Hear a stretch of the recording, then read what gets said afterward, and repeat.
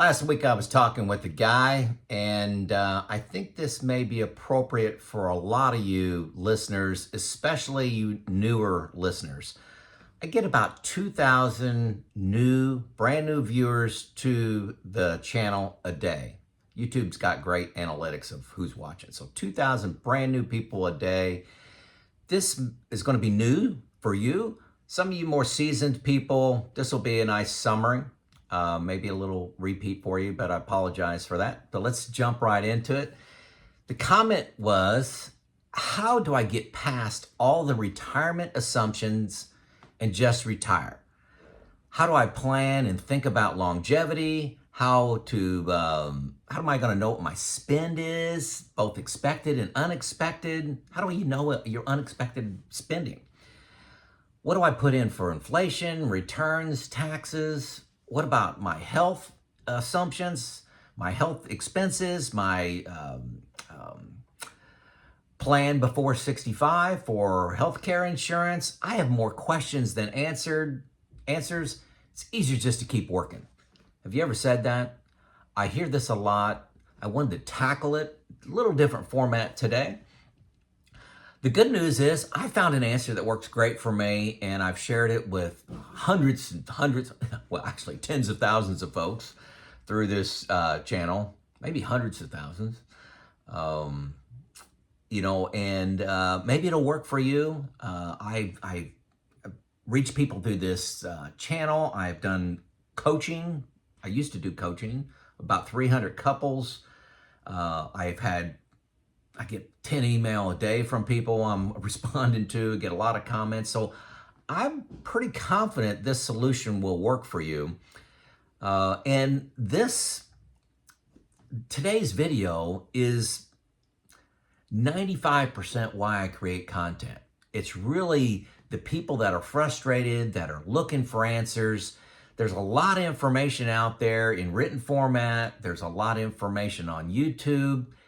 Most of the time it's from professionals that aren't retired.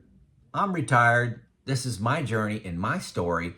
I put it together to help you reduce some of the fears, get some answers, see one man's journey, perhaps retire a year, 2, 3, even 4 years earlier than you thought was possible because you've heard my journey. So that's what this channel is all about, okay? My name is Joe. I've been retired almost 6 years now. I retired when I was 54. That makes me 60 today. Sidebar, I've attached another Alaska video. This one is off the back of the ship when we were going through the inside passage coming down from Alaska from Whittier during sunset. I love it. It's about a 30-second video or less. Hang on for that. It's pretty cool. A lot of people like those. So everyone has these fears. These fears of putting in all these assumptions for longevity, taxes, returns. Everybody's going through this. So don't think you're alone. If they don't, that means you have a very large pension and perhaps Social Security, and those two combined cover all your expenses. So this video may not be for you if you have all this income coming in. This is for the rest of us that are living off our savings and projections, okay? This is for the rest of us. First thing that I want to teach is understanding the problem. What is this person's problem? And that was my problem, okay? So I'm speaking from experience here. I'm just sharing it, okay? Number one, you're inside your own head imagining the worst, okay? You're alone with your thoughts, as I like to say. It's like solitary confinement. Many go crazy. It's deemed cruel and unusual punishment to put somebody in solitary confinement, but you're doing that with your retirement planning.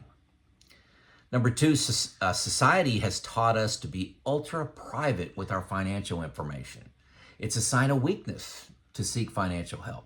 You've saved money. You've done the saving part of that. You've managed your expenses, your finances, your savings in your 401k.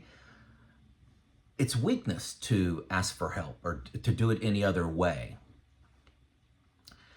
Number three, you're thinking, I excelled at savings. I did great. I did great in my job. You know, I'm 58 years old, but I fear the shift to spending and these models of returns and inflation and Monte Carlo. It's all new to me. I'll just keep on working. These are big issues for me. Hopefully you can hear me over my granddaughter screaming in the other room. Great sounds in a grandpa's house. The fourth thing, you watch a lot of media. And the traditional media, even YouTube media, social media, a lot of them target your fears. And they do that to gain watch time. So, oh, this time is different. Are you ready for this dramatic crash? You know, everything's going to change. Have you seen those headlines? And I know I'm a little bit guilty of being a little dramatic in some of my thumbnails. And yeah. But the media is just bombarding you with fears. You know, and to be honest, you know, a lot of these folks employ, if not all of them, employ PhDs, doctorates, on their staff to know how to manipulate the human being's mind, how to manipulate your mind for fear to get you to continue to watch and keep you glued to your TV. Don't think that's not happening. So here's my process. It works for me. Perhaps it'll work for you. Maybe you'll add something. I do not suggest you subtract anything because all these steps are important. To me, fundamental confidence comes from information. Confidence comes from information, specifically independent sources of information. So imagine you hear a rumor from one person. Well, is that true? Is that not true? But what if you heard it from 5 different people and read about it? Okay, now you start to get a lot more confidence that that rumor is true or that fact is true. So you need independent sources of information. Okay, so think that's a theme here. First thing I did is use the 4% rule of thumb. Make sure you say rule of thumb, not rule. It gives you a ballpark number. Is your expenses higher or lower than 4%? Are you drawn out more than 4%, adjusted for inflation every year? I'm sure you've heard of the 4% rule. Make sure that you're not wildly off of that. You know, for example, pulling out 7, 8, 9%. I think the 4% rule is too low, personally, especially if you put some guardrails on there, like if the economy slows down or stock market goes down 30%, we're going to slow down our spending. Everybody does that. It's human nature. So if you put some guardrails on there, you can edge up that 4%. But just use that as, are you close? You know, if you're 3.5, okay, move on to the next one. If you're 9, okay, well, maybe we do have a problem here. But if you're, 4.5, 5, 5.5, I think you pass this 4% rule. So that's one source of information. Number 2, and this one's optional. I put this second on purpose, but this is completely optional. It's to create an Excel simulation of your retirement. A lot of people love doing this. When I was considering retirement, I had about 10 spreadsheets with different assumptions going in different ways. Create your spreadsheet, model it, put in your expenses, your rates of return, inflation, longevity, Social Security, taxes, just model the whole thing, see what it looks like. I consider that optional. Makes some people feel good to understand how the soup is made. Everything's in there.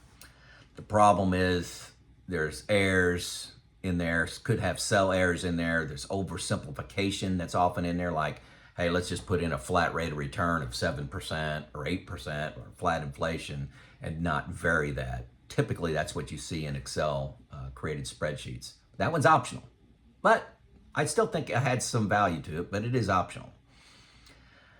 Third step is use a comprehensive software package. Why would you create an Excel spreadsheet that could have errors in it, could have assumptions and misunderstandings in it, when a package like New Retirement, the premier package on the market, New Retirement, first link below, I use it. I've been buying it for 5 years now. 5. I think I bought it for 4 years, and I'm just about ready to. It's about my anniversary, so I'm going to do it for 5. So hit my link for free 2 weeks. Check it out. It's outstanding. It models everything for you. It's the easy button, and they keep current with new tax laws, new changes in Medicare, Social Security. All those changes are automatically baked in there. It models everything for you. It also has some artificial intelligence to it that when you complete the plan, it says you can improve your plan by changing your time into Social Security, or your rates of return are lower than historical average. I suggest you raise them up. It suggests things like that. There's fabulous. I mean, I think it had 15 or so suggestions the first time I filled it out. There's also, New Retirement has free video courses you can go to. There's like 25 of them that are, you just click and listen to them. They also have live Q&A sessions where you can ask questions a couple a week.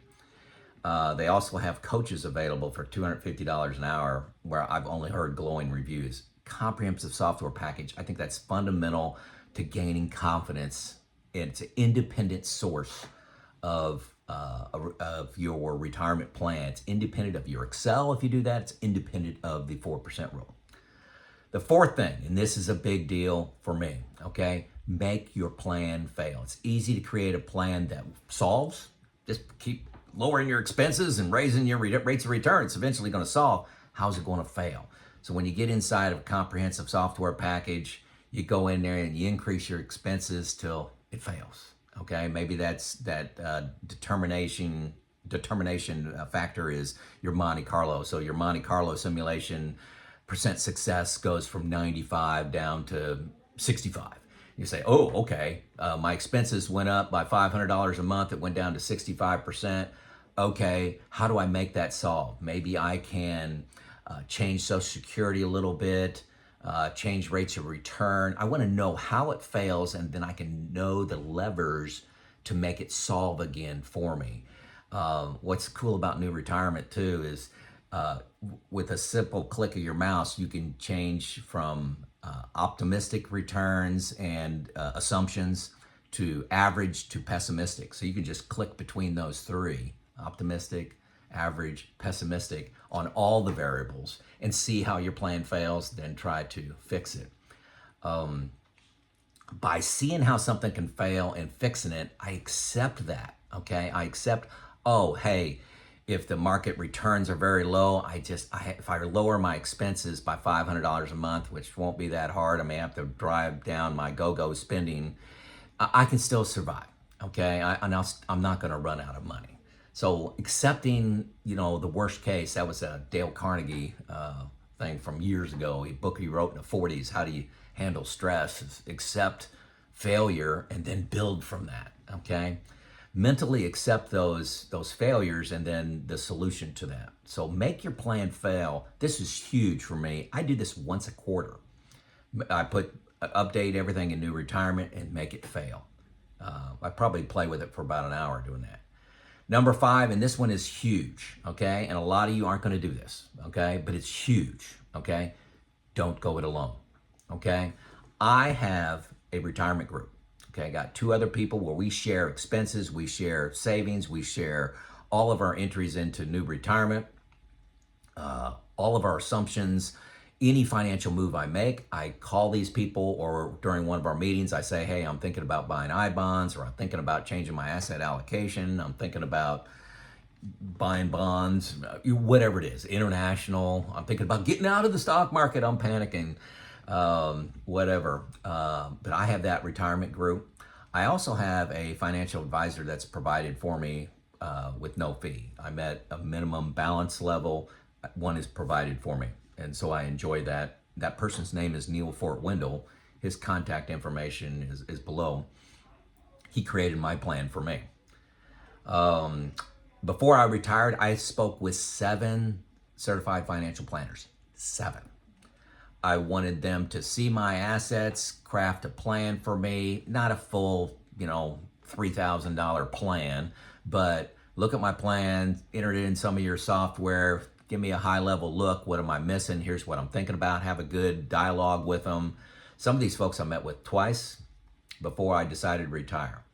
I also found, and these are options for you, and I suggest you follow all of them. I found a group called Money Pickle. They're the second or third link below. I should memorize that. But that company vets certified financial planners. They got about 10 on staff. Okay, 10 on staff that they vetted. And you hit that link, it takes you to a calendar. You put in the topic you want to talk about.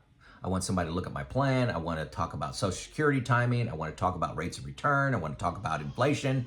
They'll talk on your issue, your question for 40 minutes.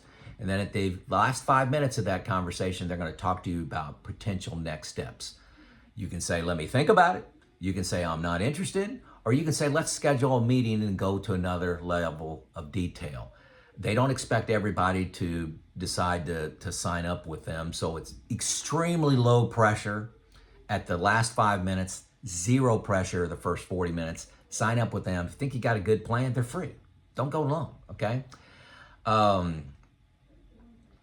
Many of you may want to have a certified financial planner create just a plan only for you. You don't want to go full assets under management, pay somebody 1% every year. Why not just start a relationship with a very good, comprehensive CFP created plan? Well, previous video I talked about, I convinced my financial advisor, Neil Fort Wendell, to provide this service. It's about $3,000 for the average person's plan. If you don't have anything complex, like you've got 2 businesses, but you got a normal plan, it's around $3,000, and he'll talk to you about that. Once he hears your situation, you have your introduction call, which is free. But not only will he create that plan for you for around $3,000, he'll also have, it'll be a 12-month engagement. So you can call and ask follow-up questions. You can send emails and say, hey, I don't understand this, I don't understand that.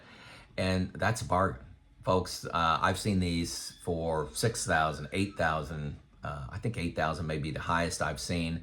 But those didn't include a 12-month engagement with them. And that's just what Neil wanted to provide that. I didn't ask for that. I said, I want you to do a plan only. And it took me 18 months to convince him to do this because he was an assets under management guy like most CFPs. But he's seen this be very beneficial for people and he wants to provide this service. But he added this 12-month engagement on his own, which is great.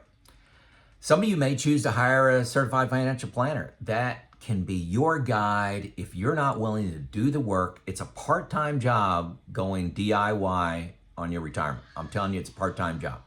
It pays well, but you have to do it, okay? And going blind is not the right answer, okay? It's a part-time job. Mistakes along the way, and this is what causes a lot of fear, can be 10x the fee of a certified financial planner. So that may be the right route for you. Don't be embarrassed about that. It's a big deal that you don't go alone. A funny side note, when I was doing retirement coaching, and I did 300 families, 3 people I talked to were certified financial planners that didn't want to go it alone. They wanted somebody else to look at their plan because they thought they may be biased in their plan and overlooking some things and wanted to run it by somebody. That's not a reflection of them being poor financial advisors. It's a reflection of, guys, everybody needs help with this. I am a degreed engineer. I was a plant manager at 3 locations. I don't go alone. Check your ego. Don't go alone. Okay, that's it. That's my list of, or process rather. And all those steps are important. The only one that's optional is the creating an Excel document. If it makes you feel good, do it. That's why I mentioned it. You don't need that step. The other 4 steps are critical to having the confidence to jump into retirement. I'm going to say this is Joe out, but hang on for the Alaska video. Back to the cruise ship. Here in Alaska. Day 1, hour like 2.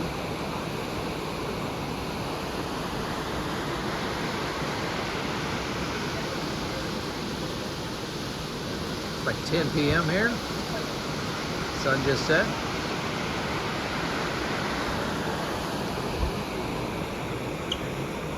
Pretty nice views off the back of the boat.